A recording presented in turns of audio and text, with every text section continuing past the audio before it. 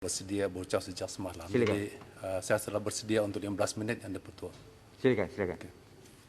Terima kasih Tuan Yang di-Pertua kerana memberi peluang pada Tuaran untuk turut membahaskan bajet 2021 yang telah dibentangkan oleh Yang Berhormat Senator Menteri Kewangan pada Jumaat 6 November yang lalu. Sebelum meneruskan ucapan, izinkan saya mengucapkan takziah pada keluarga Allahyarham Yang Berhormat Datuk Hasbullah bin Osman, Ahli Parlimen Greek yang kembali ke rahmatullah pada hari Isnin. Sri Paduka Beginian Pertuan Agung pada ketika menolak cadangan Perdana Menteri mengisytiharkan darurat telah bertitah memberi peringatan pada ahli-ahli politik untuk memberhentikan segala politiking yang boleh mengganggu kestabilan pemerintah negara. Peringatan tuanku tersebut dibuat pada ketika negara bukan sahaja berhadapan dengan krisis kesihatan, krisis ekonomi, tetapi juga krisis politik. Namun Tuaran melihat cadangan kerajaan untuk memperuntukkan sebanyak 85.5 juta ringgit kepada Jabatan Ahli Walhas Jasa sebagai suatu langkah yang bukan sahaja menggalakkan politiking, tetapi ini adalah juga satu percubaan untuk menggunakan duit pembayar cukai untuk digunakan kegiatan berpolitik. Sejajar dengan peringatan tuanku, Tuaran meminta kerajaan supaya memasukkan sahaja jasa dan seterusnya peruntukan 85.5 juta ringgit tersebut diagih-agihkan ke negeri-negeri yang sangat memerlukan peruntukan pembangunan. Seterusnya Tuaran meminta supaya 50% atau 42.25 juta ringgit daripada peruntukan tersebut diberikan khas kepada Sabah, memandangkan Sabah masih berisiko menjadi Wuhan atau Milan bagi Malaysia. Sebab 49% daripada jumlah kes COVID apabila dikira 6 hingga 8 minggu sejak September, 34% kematian dan 56% daripada semua kes aktif di Malaysia adalah daripada Sabah. Tambahan lagi, sempadan Sabah begitu senang dibolosi oleh PTI untuk masuk ke Sabah seperti mana bermulanya kluster benteng di Lahad Datuk pada 1 September 2020 yang dimulakan dengan 2 PTI daripada Filipina. Keadaan ini sangat membimbangkan sebab COVID-19 masih menular di kedua negara jiran kita. Kita sangat prihatin dengan keadaan ini kerana prasarana kesihatan dan perubatan di Sabah yang jauh keterbelakang berbanding dengan negeri lain dan wilayah yang lain di Malaysia. Contohnya, Sabah mempunyai bilangan katil hospital yang paling rendah. Terlalu sedikit bilangan kaki tangan profesional untuk mengendalikan prasarana kesihatan. Dan menerima peruntukan untuk menaik taraf kesihatan yang paling rendah. Ini kata selama ini Sabah tidak diberi keutamaan dalam pemberian peruntukan kesihatan. Selain itu, Sabah juga perlu mempertingkatkan konektiviti internet untuk membolehkan pendidikan secara online dapat dikendalikan tanpa gangguan. Di samping menaik taraf jalan-jalan luar bandar, terutama sekali jalan raya yang menuju ke sekolah-sekolah, Sabah juga perlu mewujudkan lebih banyak peluang pekerjaan untuk belia dan graduan. Sabah menerima di antara 4.000 hingga 7.000 sampel untuk ujian COVID sehari, sedangkan kapasiti 3 makmal ujian peringkat PCR hanya mampu mengendali 2.500 sampel sehari, iaitu 2.000 sampel di Makmal Kesihatan Awam Kota Kinabalu, 400 sampel sehari di Hospital Queen Elizabeth I, dan 100 sampel sehari di UMS. Selebihnya diantar ke makmal di Semenanjung dan menggunakan penerbangan Angkatan Tentera Diraja Udara Malaysia, TUDM. Tuaran juga dimaklumkan oleh pengkaji sosioekonomi di Sabah bahawa pada ketika ini, kadar pengangguran di Sabah sudah meningkat sebanyak 10 hingga 14%, malah sudah mencecah 20% di kalangan belia dan sebagian besar daripadanya adalah graduan. Dalam hal prasarana pendidikan pula, daripada 2.000 bangunan sekolah rendah dan sekolah menengah, 908 buah sekolah tidak ada occupation certificate atau OC. 446 buah sekolah daif. 52 buah disahkan oleh JKR sebagai tidak selamat dan 150 buah tidak ada land title. Untuk mengatasi kadar pengangguran yang tinggi di Sabah pada masa ini, kerajaan harus mendengar dengan teliti cadangan daripada pelbagai pihak termasuk daripada NGO. Contohnya, Persatuan SME Sabah mencadangkan supaya satu program mobile truck dilaksanakan dengan kerjasama NGO dan agensi kerajaan, di mana mereka memerlukan peruntukan sebanyak 10 juta ringgit untuk tujuan tersebut, dan akhirnya akan beri manfaat kepada lebih 100 usahawan di pelbagai lapisan.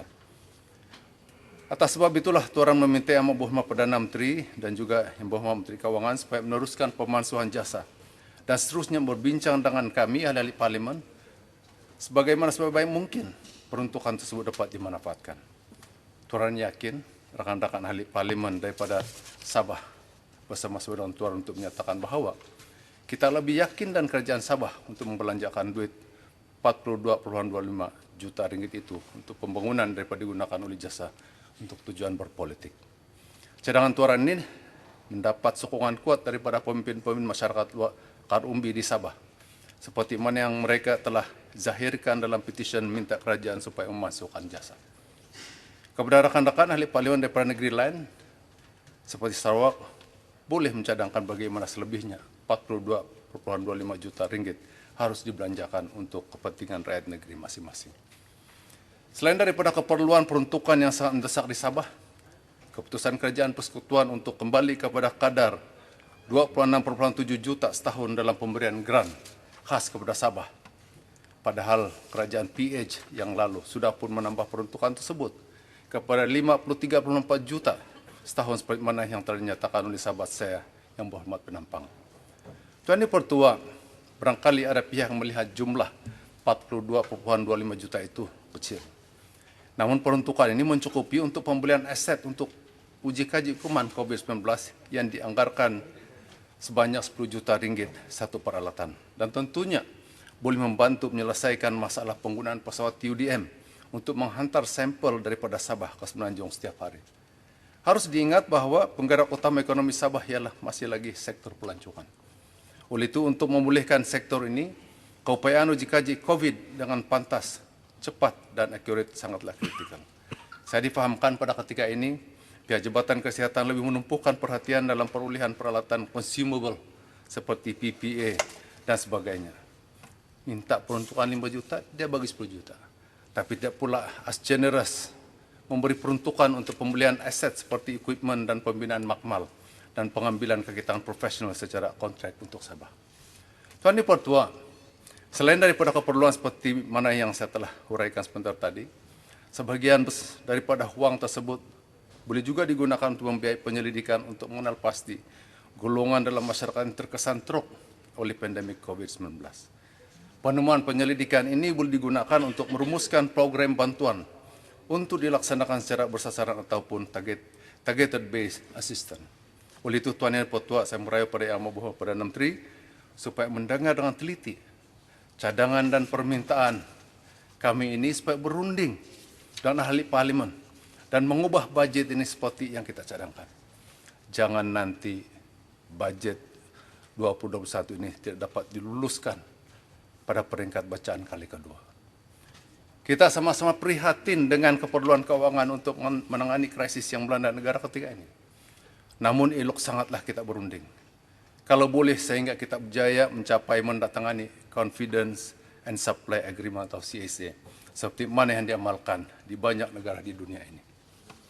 Tuan Yang Pertua, Tuaran ingin mengucapkan setinggi penghargaan dan ucapan terima kasih kepada rakan di Dewan yang mulia ini yang turut bersimpati dan kedudukan pembangunan Sabah yang termiskin, jauh keterbelakang berbanding dengan wilayah dan negeri-negeri lain dalam pelbagai aspek seperti jalan-jalan luar bandar yang sangat perlu untuk dinaik taraf dan prasarana pendidikan yang perlu dibaik pulih, bekalan air terawat, bekalan elektrik dan pembelian serta pembinaan aset kesihatan yang sangat mendesak pada ketika ini. Tuaran berharap kerajaan mengambil tindakan terhadap semua pandangan tersebut dan bukan setakat memandang ke arah Sabah semata-mata. Tuan Pertua, Dewan yang mulia ini juga harus memahami bahawa sudahlah keterbelakang daripada pembangunan. Rakyat Tulen Sabah pula terpaksa berkongsi perkhidmatan tersebut dengan lebih 1 juta PTI yang mendapatkan pengenalan secara rasuah. Fakta kependudukan ini mudah dilihat apabila kita buat perbandingan perangkaan banci penduduk Sabah tahun 1980, tahun 1990, tahun 2000 dan tahun 2010 dengan negeri lain seperti Sarawak. Contoh, dalam banci penduduk tahun 1990, penduduk Sabah hanya 929 berbanding dengan 1.235.553 bagi Sarawak. 30 tahun kemudian pada tahun 2010, penduduk Sabah menjadi 3.206.946 berbanding dengan hanya 2.471.140 bagi Sarawak. Pertambahan penduduk Sabah ialah 2 277.643, manakala Sarawak hanya 1.235.507 pada tempoh yang sama. Bagaimanakah pertumbuhan penduduk yang sangat luar biasa ini boleh berlaku? Jawabannya boleh kita ambil daripada keterangan Encik Jabar Kanafi semasa pendengaran awam jawatan kuasa pilihan khas Parlimen mengenai integriti pada 26 Februari 2007. Tuan Dipertua boleh membacanya dalam Hansard Parlimen. Jabar yang telah ditahan di bawah IC kerana keterlibatannya dalam kegiatan khianat tersebut. Perbuatan terkutuk inilah yang menyebabkan orang Tulin Sabah bertambah miskin kerana terpaksa berkongsi kekayaan dengan PTI. Hari ini GDP per kapita Sabah hanya 25,000 berbanding dengan 45,000 untuk Malaysia atau 53,000 untuk Sarawak. Jika 1 juta fake citizen tersebut tidak dimasukkan dalam jumlah penduduk Sabah, maka sepatutnya GDP per kapita Sabah melebihi RM30,000.